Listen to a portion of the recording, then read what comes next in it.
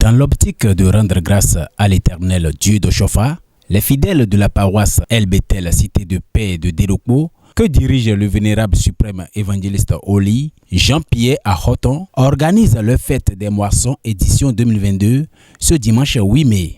Déjà à 9h30, les choristes et les fidèles de cette paroisse ont procédé à une marche à travers le quartier, signe de sanctification.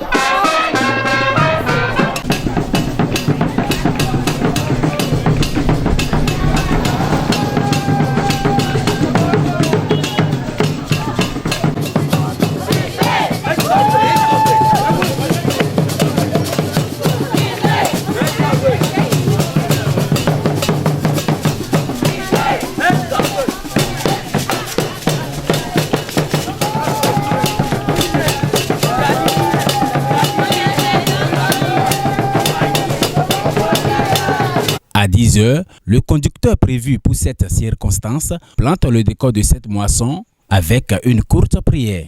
Jéhovah, Jésus-Christ, Michel,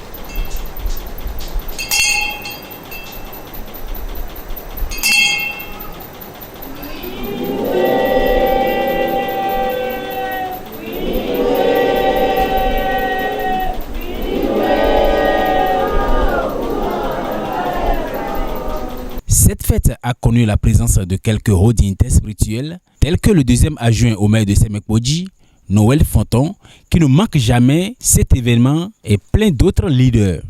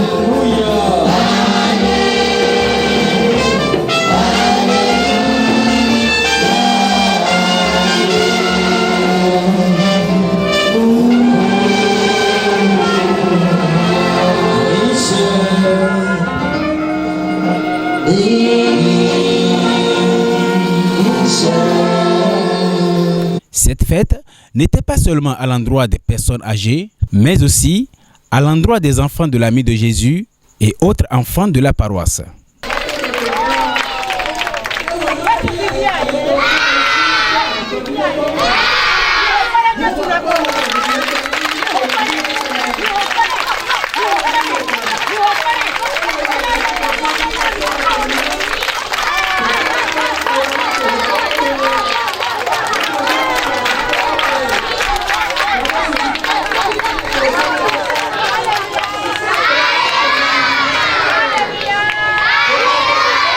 La chorale Amé jusqu'aux dents installe la joie dans le cœur du peuple de l'Éternel.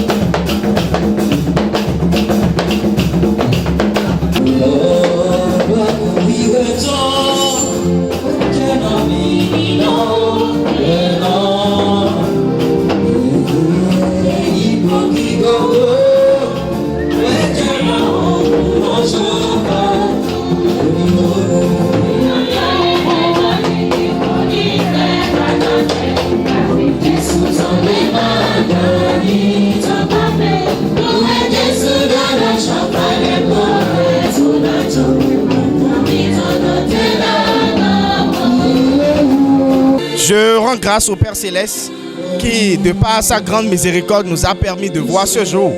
Parce que nombreux ayant la volonté de voir ce jour, mais par la force des choses, ne sont plus parmi nous. Malgré les attaques, malgré les soubresauts, nous sommes toujours là et Dieu fait toujours grâce. Et c'est ce qui fait que la fête de la paroisse El Bethel édition 2022 tient comme vous le voyez.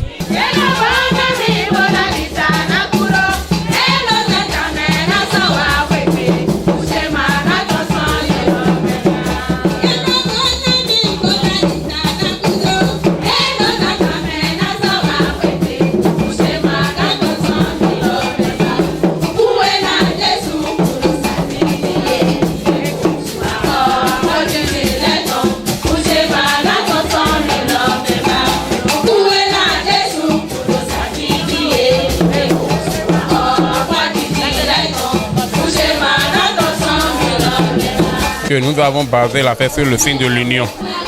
C'est le signe de l'union de tous les fidèles qui doivent participer à cette fête, telle que nous l'avons fait d'abord interne avant de la faire externe. Parce que c'est une fête à laquelle tous les fidèles ont contribué pour que ce soit une belle fête, une fête réussite à l'avance. Et comme nous le savons, dans les années antérieures, à cause des restrictions, on avait fait une fête restreinte. On a fait une fête restreinte telle qu'il n'y avait pas d'invités. Et tout a été fait de façon restreinte. Mais cette année, il y a la levée des gestes barrières, il y a tout tel qu'on a ouvert notre fête à tout le monde. Comme vous le voyez, il y a la joie, il y a les participants, il y a beaucoup. Le président de la sous-région est là, son adjoint également là, il y a les devanciers de la sous-région, les délégués de chaque paroisse sont venus nous assister et la fête est belle.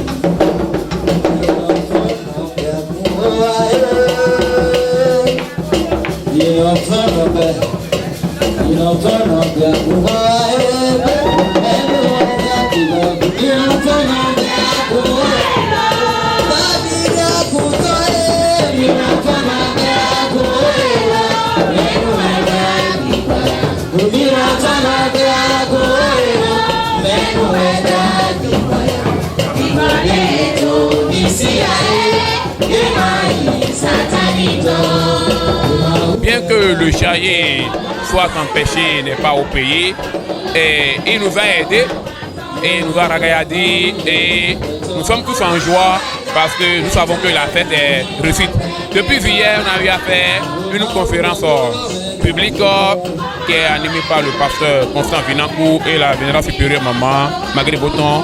C'est depuis hier qu'on a su que la fête est réussite parce qu'il y avait assez de gens qui étaient venus assister à cette conférence. Et comme nous le voyons aujourd'hui, plusieurs personnes sont là. Il y a la fanfare, il y a la chora, il y a les mamans, il y a les papas. Tout le monde est en joie.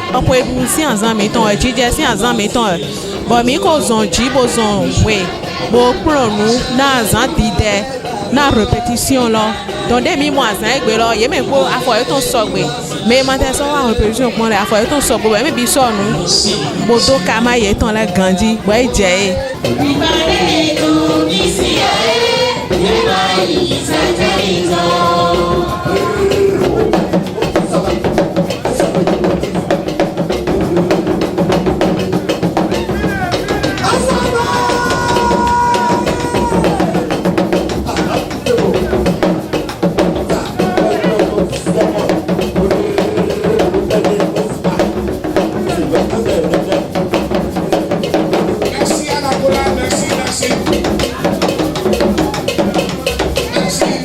dekpa na ma o mo dami do agun e betel tonji mo po mi do egbe son pe le po me sun le ko me kaka do jazan igbe tonji bo mi lo sun wa ide koro agun e betel tonji jewe mo da igba ko lon ko do po mi do gbe kaka mi mo pe lodo igbe gigona iko eton do no me no mo vivi na mi ro ko lo me mi do wa tele lo sinu control do ndo emele ko so na gbe lo gble buji nla agusiso lo ton shinsin nla papa mi ton da hulodo joy mo ijijo odo pe ko na me ijijo odo pe ko ni ofo eton gboko olo eton henu me pondo jijo lo mo siko wele ponu ko ya le anjigbele papa mi ton mo goro to da ho me do du mo lo jewe go ko ilo sun do gbe e me mo po digoro ahele ko ma wo ko me ko do gbe bo me ko mo ko ilo ifen mo ro ko lo me jijo mo ro ko lo me azanga mo ro ko lo me gbega mo ro ko lo ma ina do shoke na me ko mi do ekpena jo mi go do ekpena ti to to pe loto yi mi do gbe nu kon to pe loto yi mi go do gbe lopolopo gbe to ni tochon agewaji okwaji be chon nu wiwa okwe loton de ni be lo vendredi ese loton kaka je egbe segbe mi do lo fi ale mi do ekpe to na gbe to ekpe te ko mi go no bio volo de ni gbe to lo kwe me jo ni he mi do do.